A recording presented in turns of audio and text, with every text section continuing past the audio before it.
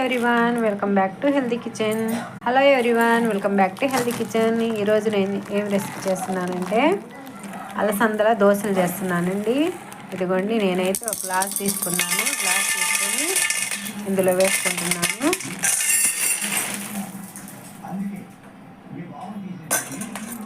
ఇదిగోండి, ఈ గ్లాస్తో ఒక గ్లాసు అలసందలు తీసుకున్నాను అండి. ఒక గ్లాస్కి నేనైతే రేషన్ బియ్యం 3 గ్లాసులు వేసుకుంటున్నాను.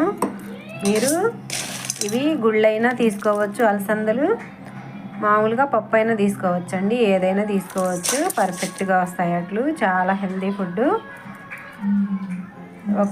ఒక గ్లాసు అలసందలు తీసుకుంటే వీటికి 3 గ్లాసులు రేషన్ బియ్యం తీసుకోవాలి. 1/2 టీ స్పూన్ మెంతులు వేసుకోవాలండి. మెంతులు వేసుకుంటే హెల్త్కి మంచిది, ప్లస్ క్రిస్పీగా వస్తుంది దోశలు. మళ్ళీ కలర్ కూడా చేంజ్ అవుతుంది. ఇవి శుభ్రంగా కడిగి 4 అవర్స్ నానబెట్టుకోవాలి. ఇదిగోండి, 2 సార్లు కడగాలండి. కడిగి నానబెట్టుకోవాలి.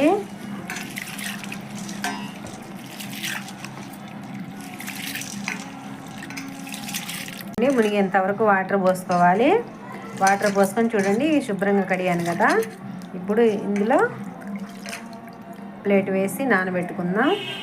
మినిమం 4 అవర్స్ అయితే నానాలండి. మినిమం 4 అవర్స్ నానబెట్టుకోవాలి. అప్పుడే దోశలు బాగా పర్ఫెక్ట్గా వస్తాయి.